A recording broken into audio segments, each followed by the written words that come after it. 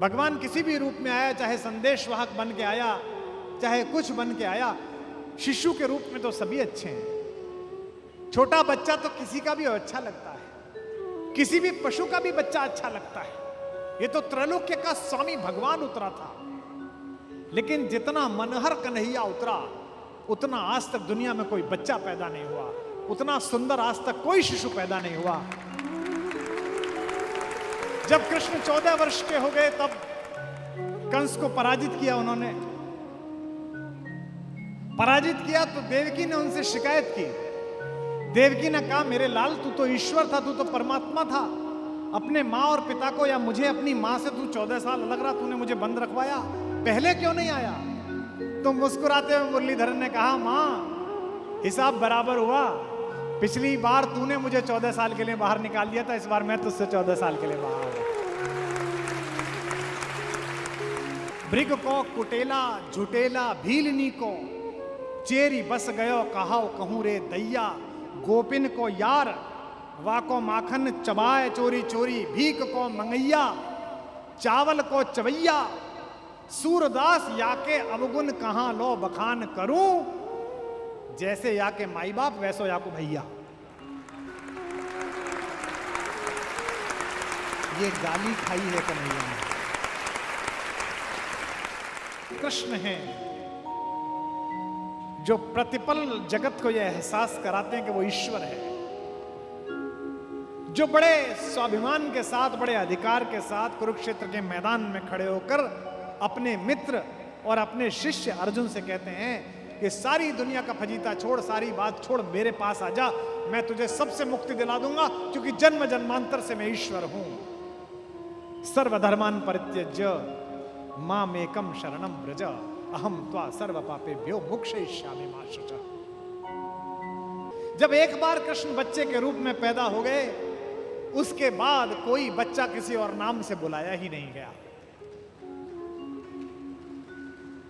बता दीजिए माएं जहां बैठी हो, कसम खा के कलेजे पे बता दीजिए, इस भारत में, इस विश्व में ऐसी कोई मां नहीं हुई जिसने बचपन में खिलाते हुए कन्हैया ना कहा,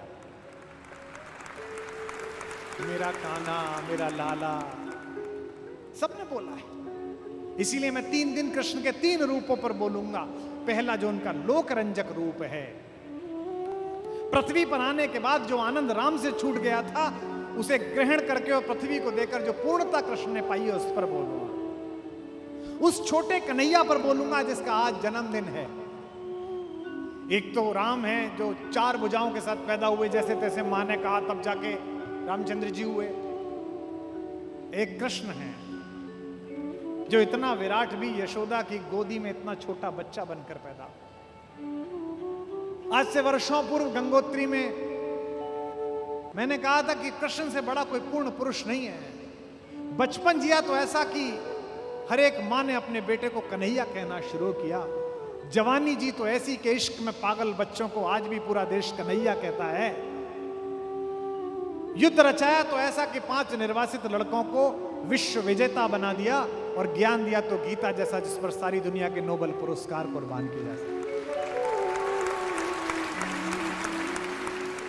और यह कृष्ण का बचपन मेरे ख्याल से पूरी दुनिया की किसी कथा में, किसी कहानी में, किसी वास्तविकता में किसी बच्चे का ऐसा बचपन नहीं है जितना कन्हैया का है।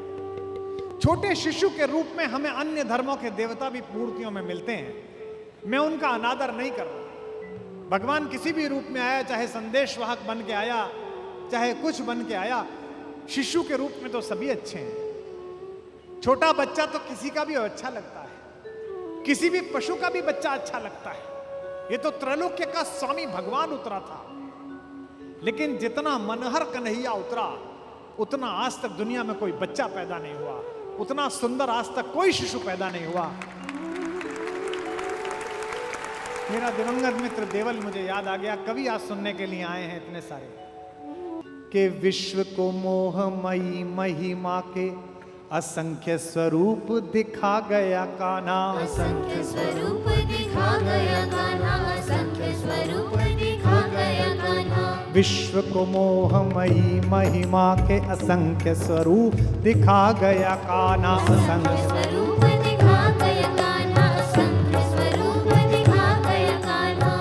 सारथी तो कभी प्रेमी बना, सारथी तो कभी प्रेमी बना, तो कभी गुरु धर्म निभा गया काना। गुरु धर्म निभा गया कान्हा, कभी गुरु धर्म निभा गया कान्हा। रूप विराट धरा तो धरा तो धरा, हर लोक पे छा गया कान्हा धरा। हर लोक पे छा गए कान्हा धरा, हर लोक पे छा गए कान्हा। रूप विराट धरा तो धरा तो धरा, हर लोक पे छा गया कान्हा। धरा हर लोक पे छा गए कान्हा धरा, हर लोक पे छा गए कान्हा। रूप किया लघु तो इतना, रूप किया लघु तो इतना कि यशोदा की गोद में आ गया कान्हा। यशोदा की गोद में आ गया कान्हा, यशोदा की गोद में आ गया कान्हा। यशोदा की गोद में आ गया कान्हा, यशोदा की गोद में आ गया कान्हा। किसी ने ईश्वर ऐसा पहले कभी नहीं देखा था, जो इतना छोटा होकर एक मां की गोद में आ जाए, और मां भी कैसी, जो पालने वाली मां है। जन्म देवकी ने दिया है, लेकिन सुख यशोदा को मिला है। क्यों? इस परिसर में किसी को पता है? जब कृष्ण 14 वर्ष के हो गए, तब कंस को पराजित किया उन्होंने। पराजित किया तो देवकी ने उनसे शिकायत की। देवकी ने कहा, मेरे लाल, तू तो ईश्वर था, तू तो परमात्मा था। अपने माँ और पिता को या मुझे अपनी माँ से तू 14 साल अलग रहा, तूने मुझे बंद रखवाया, पहले क्यों नहीं आया? तो मुस्कुराते हुए मुरलीधरन ने कहा, माँ हिसाब बराबर हुआ। पिछली बार तूने मुझे 14 साल के लिए बाहर निकाल दिया था, इस बार मैं तुझसे 14 साल के लिए बाहर आ गया। यह जो शिशु है, यह जो बालक है, दुनिया की माओं ने कभी ऐसा कृष्ण नहीं देखा, दुनिया की माओं ने ऐसा भगवान नहीं देखा था। सूर लिखते हैं कि पालने में झुलाती हैं माता, और क्या गाती हैं? कभी भी बच्चे को खिलाते समय कोई भी मां सही लोरी नहीं गाती है। अगर बच्चे आप में से कुछ लोगों ने जरूर पाले होंगे तो उनका अंदाजा होगा। जो छोटा बच्चा पैदा होता है, भाई कोहनी तक हाथ जोड़ लेते हैं माँ बाप। एक तो वो फोनेटिक समझता है, उसको सुलाते समय कोई लोरी गाने की जरूरत नहीं है, आप कुछ भी गा दो, बस वो रिदम में होना चाहिए। मेरी बड़ी बेटी जब छोटी थी तो हम दोनों कॉलेज में पढ़ाते थे राजस्थान में ही। तो मेरी श्रीमती जी क्लास पढ़ाने जाती थी तो इतनी देर मैं रखता था उसे, फिर वो क्लास पढ़ा के आती थी तो वो रखती थी। तो पहले क्लास उनकी पढ़ती थी तो वो जग जाती थी, उसे पता था माँ जाने वाली है, तो मैं उसको गाना सुनाता था। उसका घर में नाम था पोयम, तो मैं उसे सुनाता था, पोयम रोना ना, पोयम रोना ना, और मैं इसमें सुनाता था, मम्मी जाएगी तो अपने नैन भिगोना ना, पोयम। वो इतनी तेज हो गई थी, उसे पता लग गया था कि ये वाला गाना तब गाया जाता है कि जब मम्मी जाती है। तो एक दिन उसने बड़ा अद्भुत काम किया। मैंने उसको कहा पोयम रोना ना, तो उसने मेरे मुंह पे हाथ रख दिया, बोला बोला ना रोना, आपके कहने पे चुप नहीं होंगी। ऐसे ही कन्हैया को मां सुला रही हैं। कैसे? हलरावे दुलरावे मलहावे को जोई सोई कछु गावे। यशोदा को कोई कविता नहीं आती है, यशोदा कोई गायिका नहीं है। यशोदा का स्वर किसी गंधर्व संगीत महाविद्यालय की तपस्या में तपा हुआ स्वर नहीं है, लेकिन बच्चे को संगीत महाविद्यालय का स्वर नहीं चाहिए। दुनिया के हर बच्चे को अपनी मां का आवाज चाहिए, अपनी मां का स्वर। और देखना सूर कितना सुंदर वर्णन करते हैं। दुनिया की हर मां क्या कहती है बच्चे को सुलाने के लिए? शिकायत किससे करती है? ये नहीं कहती कि ये नहीं सो रहा। किससे शिकायत? नींद से शिकायत करती है कि तू नहीं आ रही, निंदिया रानी जल्दी आ जा, उससे कहती हैं। सूर ने कितना सुंदर वर्णन करा है। यशोदा हरि पालने झुलावे। सूरदास गाते हैं, यशोदा हरि पालने में झुलावे, यशोदा हरि पालने में झुलावे, यशोदा हरि पालने में झुलावे, यशोदा हरि पालने में झुलावे, हलरावे दुलरावे मनावे,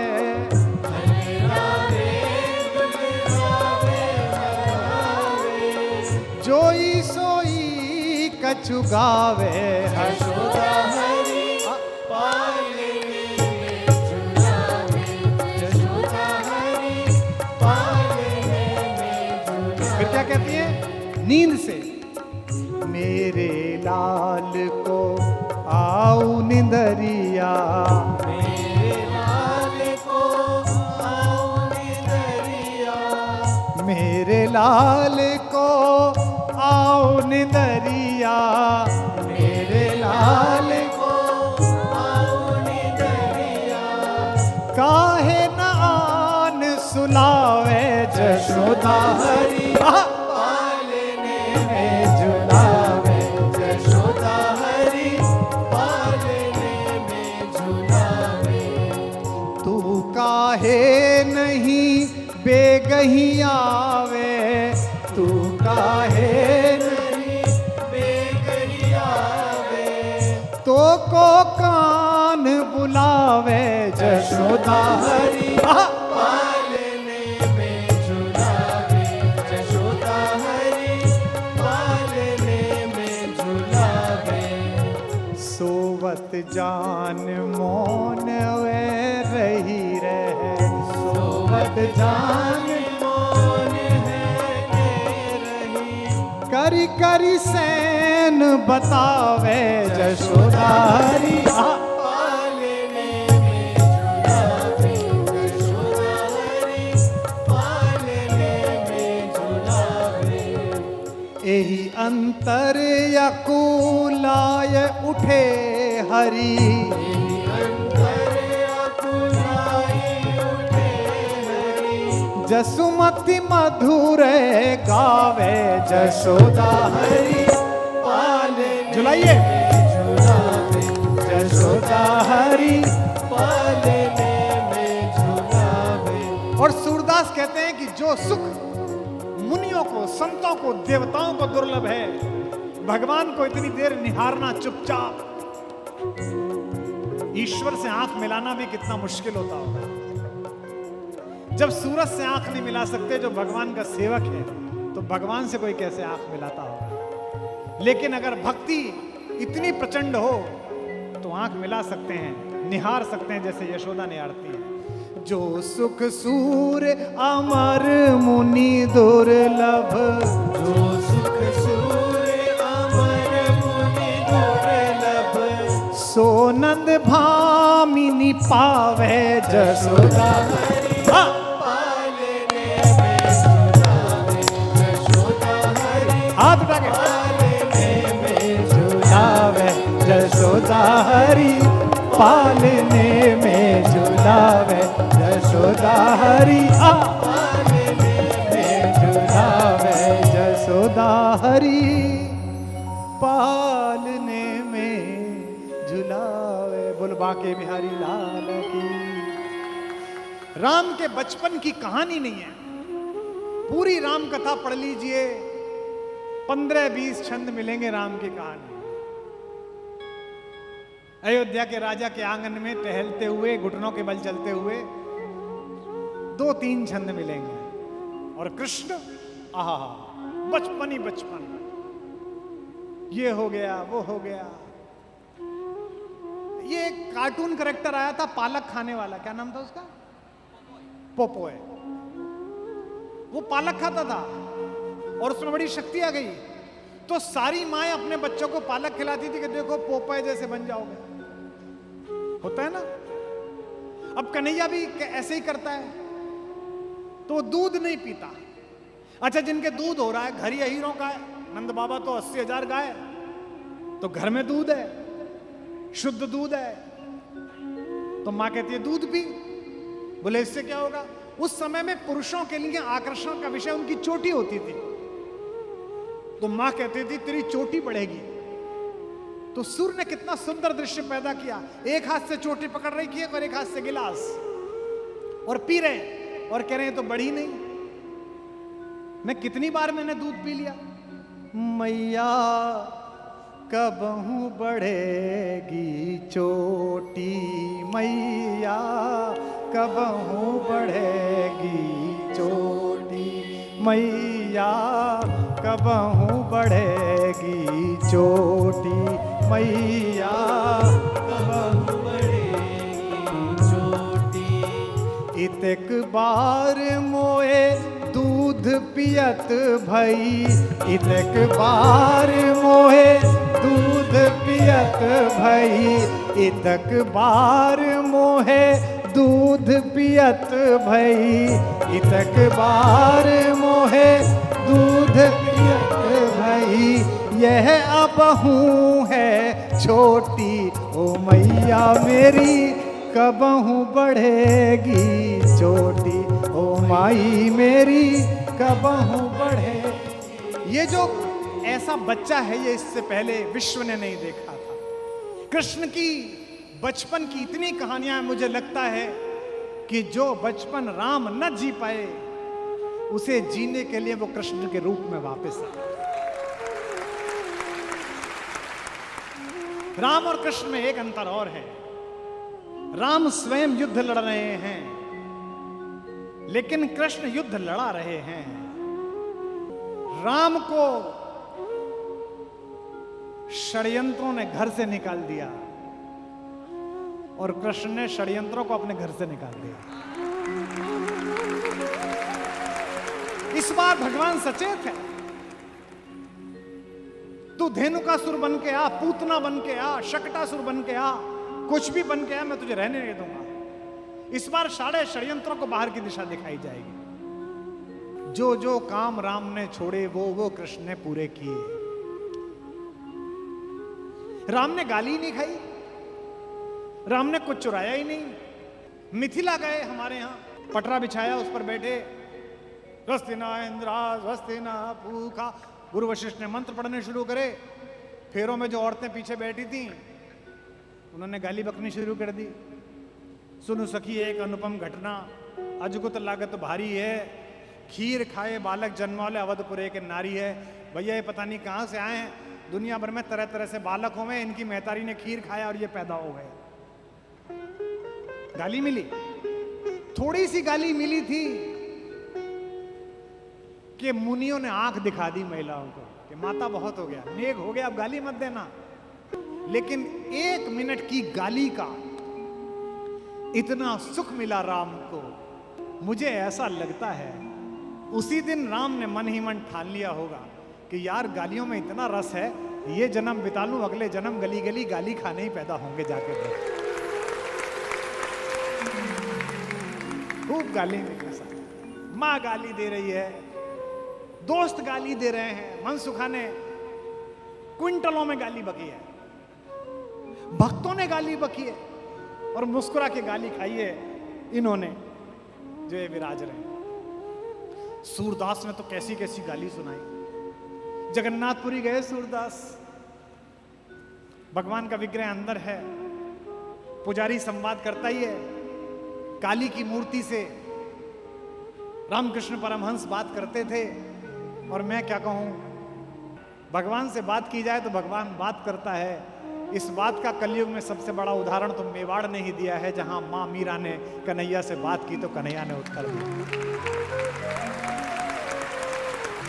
भगवान ने कहा पुजारी से, सुनो, वो बाहर एक अंधा गायक आया होगा, एक कवि, उसको अंदर मत लाना। पुजारी ने कहा भगवान वो अंदर आएगा तो? बोले उससे कह देना जगन्नाथ जी ने मना कर दिया, दर्शन नहीं दूंगा मैं इसे। मजाक सूझा, भगवान को परिहास सूझा। बचपन से ही परिहास कर रहे हैं तो भक्तों से भी परिहास कर लेते हैं। तो बोले उसे अंदर मत आने देना। पुजारी ने बाहर जाकर कहा कि ए बाबा सूरदास, तुम लाइन से हटो, तुमको अंदर नहीं जाना। सूर ने पूछा क्यों नहीं जाना? और वृंदावन से आया हूं भाई चल के इनके दर्शन के लिए। बोले नहीं नहीं इसको दर्शन नहीं देना। बोले पूछ के आओ क्यों नहीं देना। बोले कल बताएंगे। पुजारी फिर सो गया। स्वप्न में जगन्नाथ जी फिर आए। पुजारी ने कहा महाराज आपने बड़ी संकट में डाल दिया। वो बाहर आपका भक्त है सूरदास, वो छाती माथा कूटे हुए कि भैया इतनी दूर से आया हूं, मैं तो अंदर जाऊंगा, मैं क्या बोलूं, भला आदमी है बेचारा, इतनी दूरी से आया। भगवान को फिर परिहास सोचा। भगवान ने पूछा आज पूछे कि क्यों नहीं बुला रहे, तो कह देना भगवान बहुत नाराज है तुमसे, तुमने भगवान को चोर बता दिया। माखन चुराते हैं, बताओ मैं दुनिया को देता हूं, मैं चोर हूं क्या। उन्होंने जाके बाहर सूर से कहा कि भैया वो भगवान से बात हो गई, वो कह रहे हैं कि तुम उनको चोर बोलते हो। अब सूरदास को गुस्सा आया। सूरदास ने कहा लिख कागज निकाल कर सुना देना उसको जाके अपने भगवान को।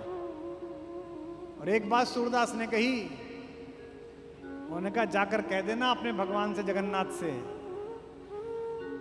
भक्त से झगड़ा ले लोगे फिर भी टल जाएगी, कवि से झगड़ा मत लेना।